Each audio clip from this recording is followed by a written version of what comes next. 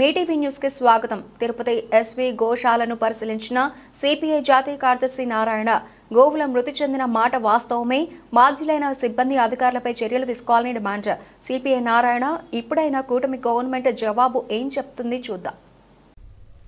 ఆవులు మన ఇంట్లో పెంచుకున్నప్పుడు కూడా చచ్చిపోతే బాధపడతాం.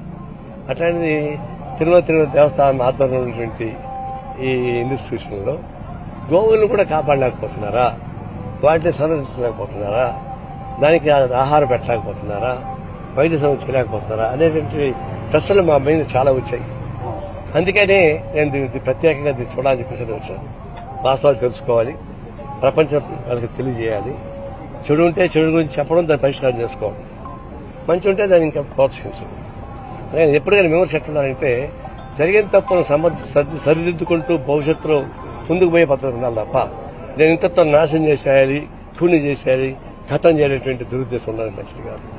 నిజమే ఆవులు చనిపోయిన మాట వాస్తవం. మేము వచ్చి చూసాం.